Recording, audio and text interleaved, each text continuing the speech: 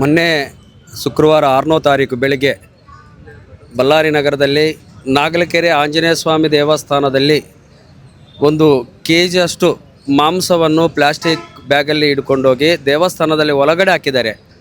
ಆದರೆ ಎಷ್ಟುವರೆಗೂ ಈ ಡಿಪಾರ್ಟ್ಮೆಂಟ್ ಆಗಲಿ ವ್ಯವಸ್ಥೆ ಆಗಲಿ ನೆಗ್ಲಿಜೆನ್ಸಿ ವಹಿಸ್ತಾ ಇದ್ದಾರೆ ಅದು ನಮಗೆ ಅರ್ಥ ಆಗ್ತಾಯಿದೆ.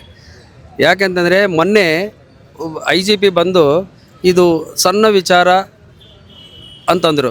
ಅಂದರೆ ಸಣ್ಣ ವಿಚಾರ ಅಂತ ಹೆಂಗೆ ನಾವು ಭಾವಿಸ್ತೀವಿ?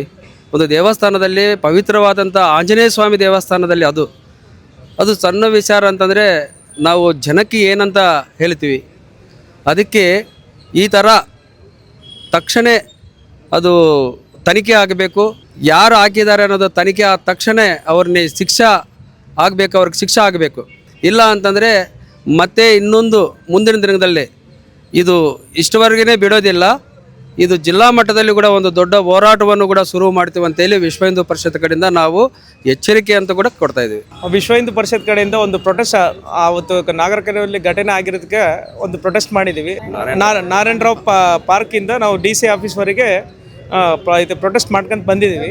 ಮೆಮೊರಂಡಮಲ್ಲಿ ಇದೆ, ಸೂಕ್ತ ತನಿಖೆ ಆಗಬೇಕು, ಇಮಿಡಿಯೇಟ್ಲಿ ಯಾರು ತಪ್ಪಿಸಿದ್ದಾರೆ ಅವರಿಗೆ ಶಿಕ್ಷೆ ಆಗಲಿ ಅಂತೇಳಿ ಕೋರ್ಕೊಂತಿದ್ವಿ. ಇವತ್ತು ರ್ಯಾಲಿ ಮಾಡೋದು ಎದಕ್ಕೆ ಅಂದರೆ, ಒಂದು ಆಂಜನೇಯನ ಗುಡಿಯಲ್ಲಿ ಒಂದು ಇಂಥ ವಿಷಯ ನಡೆದತ್ತೆ ಅಂದರೆ ಎಲ್ಲರ ಗಮನಕ್ಕೆ ಬರಬೇಕು. ಒಬ್ಬರೇ ಅಲ್ಲ, ಎಲ್ಲರ ಗಮನಕ್ಕೆ ಯಾವ ದೇವಸ್ಥಾನದಲ್ಲಿ ಇರ್ತದೆ ಎಲ್ಲ ದೇವಸ್ಥಾನದಲ್ಲಿ ಗಮನಕ್ಕೆ ಬರಬೇಕು.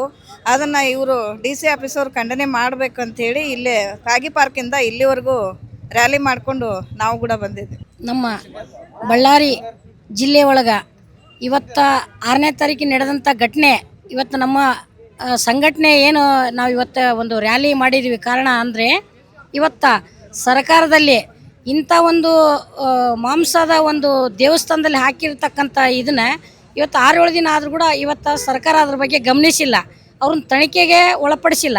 ನಮ್ಮ ಕಾರ್ಯಕರ್ತರನ್ನಾಗಲಿ ಮುಂದೆ ನಿಂದ್ರಿಸಿ ಇಂಥವ್ರು ಕೆಟ್ಟ ಕೆಲಸ ಮಾಡಿದಾರೆ ಅವ್ರನ್ನ ನಾವು ದಂಡಿಸ್ತಾ ಇದ್ವಿ. ಬಳ್ಳಾರಿಯ ನಿರಂತರ ಸುದ್ದಿಗಾಗಿ ಬಳ್ಳಾರಿ ಬೆಳಗಾಯಿತು ಚಾನೆಲ್ನ ಸಬ್ಸ್ಕ್ರೈಬ್ ಮಾಡಿ ಹಾಗೂ ಬೆಲ್ ಐಕಾನ್ ಒತ್ತಿ.